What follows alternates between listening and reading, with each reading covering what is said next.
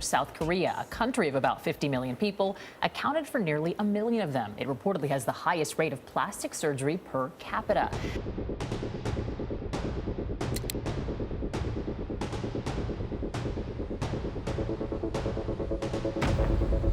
In South Korea, you can't get hired at a convenience store without plastic surgery. This is real, and it gets so much darker. By the end of this video, you'll understand why Koreans call their own country Hell Joseon.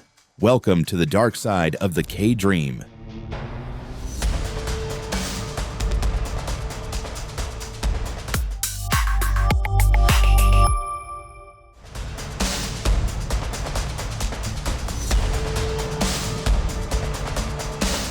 Let's talk about something nobody tells you about Korea. Everyone is beautiful, not Instagram filter beautiful, surgically, identically, suspiciously beautiful. You've heard Korea is the plastic surgery capital of the world. 1 in 3 women, 1 in 5 men. But here's what they don't tell you. It's not vanity, it's survival. In America, you get surgery because you want to look good. In Korea, you get surgery because you need to eat. When you apply for any job in this country, cashier, bank teller, secretary, doesn't matter. You must attach a professional headshot to your resume. Not optional, mandatory. Your face is a qualification, just like your degree, just like your test scores. They even have a term for it. Lookism. If you have a low nose bridge, monolid eyes, or a square jaw, you simply won't get the interview. The hiring manager will look at your photo and move to the next resume. You could have a PhD from Harvard. Doesn't matter. Your face failed the test.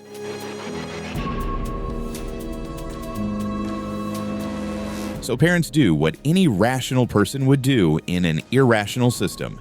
They gift their daughters double eyelid surgery for their 16th birthday. Not because they're shallow, because they love them, because they want them to survive. In the Gangnam district, you'll see people walking around with bandaged faces, shopping for designer clothes, blood still seeping through the gauze. Nobody stares. It's just maintenance. But here's the nightmare. When everyone is beautiful, beauty becomes the baseline. Perfection isn't the goal. It's the minimum requirement to be visible, to exist. And if you can't afford the surgery, you become a ghost in your own country, and that's just to get your foot in the door.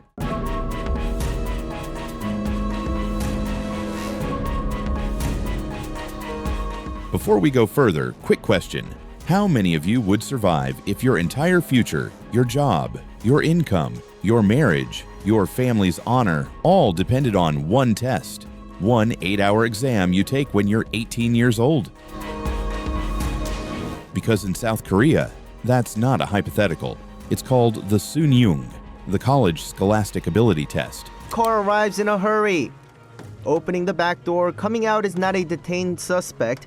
Rather, it's a test taker for this year's Suneung, or the national once-a-year college entrance exam. And Koreans don't call it an exam. They call it Judgment Day. On the day of the Suneung, South Korea stops. The stock market opens an hour late so parents can drive their kids to testing centers. Construction sites go silent. No noise allowed. Even the airplanes are grounded during the English listening portion. The country holds its breath for 45 minutes while 500,000 teenagers listen to audio recordings that will determine their fate. If a student is running late, they can call the police. A motorcycle cop will pick them up, strap them to the bike, and rush them to the school with sirens screaming. Because being 5 minutes late doesn't just mean you miss the test. It means you miss your life. See, in Korea, there are only 3 universities that matter. They call them SKY. Seoul National, Korea, and Yonsei. Get into SKY, you get into Samsung, Hyundai, LG. You get the apartment, you get the marriage, you get the respect. Miss SKY, you're done. You'll work at a mid-tier company, live in a semi-basement, and carry the shame for the rest of your life. So Korean kids study 16 hours a day. They wake up at 5 a.m., go to school, then go directly to Hagwon cram school until midnight. sleep 4 hours, repeat, for years. It's not education, it's a war of attrition. And childhood. Childhood is the first casualty. The result? Suicide continues to be the #1 cause of death among young people in Korea, although the number of suicide cases are on a downturn. South Korea has the highest youth suicide rate in the developed world. When you build a society where failure at 18 means failure forever, you don't get high achievers. You get a generation choosing permanent escape over permanent shame.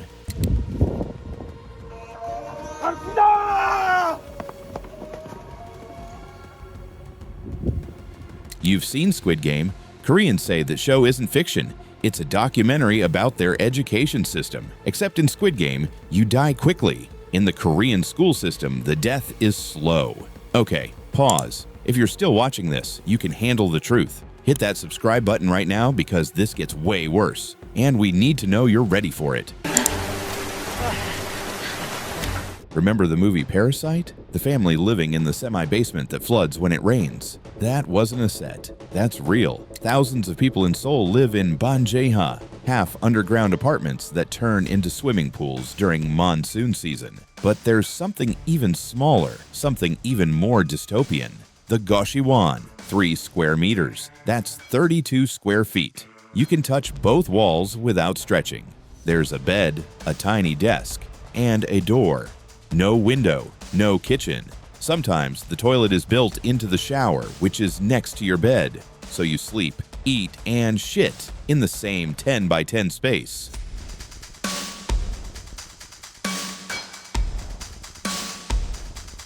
Rent, $300 a month. In central Seoul, one of the most expensive cities on earth. These rooms were designed for students cramming for exams, temporary suffering for future success. But now, they've become permanent homes for an entire social class, the people Korea doesn't want you to see.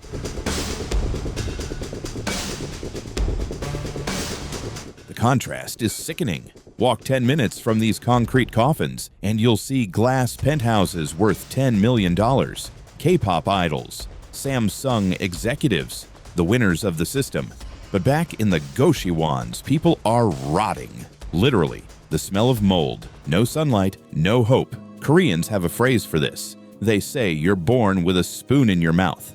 Gold spoon if you're rich. Silver spoon if you're middle class. Dirt spoon if you're poor. And here's the crushing truth. In modern Korea, social mobility is dead. If you're born dirt spoon, you'll die in a Goshiwon. The golden escalator only goes up for people already at the top. This is the price of the miracle. In 60 years, South Korea went from war-torn poverty to global superpower, but they built that miracle on the backs of people living in closets, and nobody's coming to save them. In a world growing more connected and yet more isolated than ever, South Korea is taking an innovative approach in a bid to tackle a growing mental health crisis. So, you survived the exam, you got the surgery, you got the job. You're making money. Now you must be happy, right? Wrong. Now you're lonely, soul-crushingly, suffocatingly lonely. South Korea is facing a crisis nobody wants to talk about, the loneliness epidemic.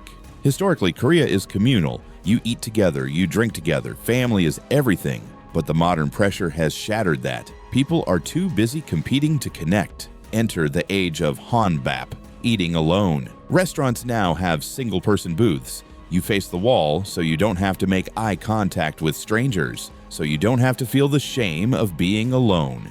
But the human brain needs connection. It's hardwired. So when you remove real connection, the brain finds a substitute.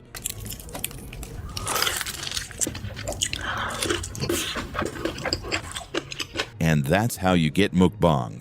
Millions of Koreans watching strangers eat on the internet. And before you laugh, understand what's happening here. These people aren't watching because they're hungry. They're watching because they're lonely. They prop up their iPad while eating instant ramen, and they pretend the person on screen is having dinner with them. It's digital companionship, a parasocial relationship with someone eating 10 pizzas. And when digital isn't enough, you rent a human. Rent-a-friend services are exploding in Korea. You can pay someone to be your wedding date, your funeral mourner, or just sit with you at a coffee shop so you don't look pathetic. They've monetized human connection, friendship as a service. Loneliness has become a business model. This is the paradox. 50 million people crammed into a country the size of Indiana, and yet everyone is completely alone. High-tech, low-life. So how do you cope with all of this? The pressure, the loneliness, the tiny room, the fake face. How do you not lose your mind? Simple. You drink. South Koreans drink more hard liquor per capita than Russians. Let that sink in. And their weapon of choice is Soju. It comes in little green bottles, costs less than a bottle of water, and it's everywhere. Gas stations, convenience stores, vending machines. It's the national fuel.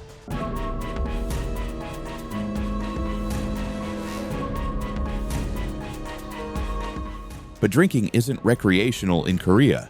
It's mandatory. It's called haesik, the company dinner. When your boss says, "We're drinking tonight," you don't get to say no. You drink. You drink until you vomit. You drink until you pass out. Because it's the only time the brutal social hierarchy relaxes. The only time the junior employee can speak to the senior manager without formal speech. The only time you're allowed to be human. Walk through Seoul on a Friday night. Hell, walk through on a Tuesday, and you'll see them.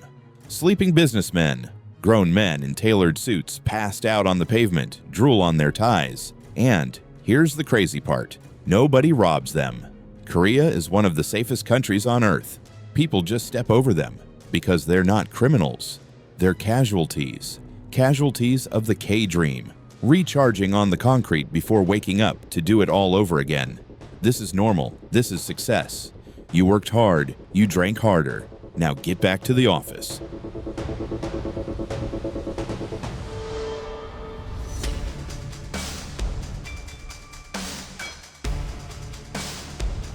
South Korea is a miracle. In 60 years, it went from one of the poorest nations on Earth to a cultural superpower that dominates the globe. It gave us BTS, Samsung, Squid Game, and Parasite. It's clean, efficient, and futuristic. When you walk through Seoul, you feel like you're in the future, but every miracle has a price. And the price of the K-dream is a society running on anxiety, a place where you must be perfect or you are nothing, where your face is a resume, where one test destroys lives, where you live in a closet and drink yourself numb just to survive another day.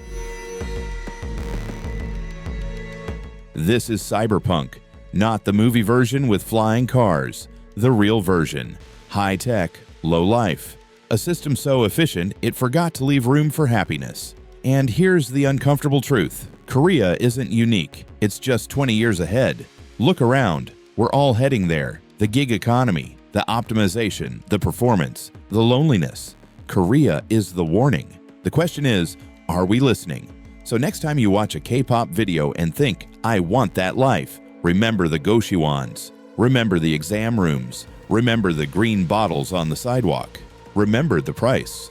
Would you trade your happiness for perfection? Would you survive hell Joseon? Comment gold spoon or dirt spoon. Be honest with yourself. This is Culture Shock. Hit like, subscribe if you want more uncomfortable truths. And remember, the future isn't coming. It's already here. It's just not evenly distributed yet. Want to go deeper? Watch our next documentary.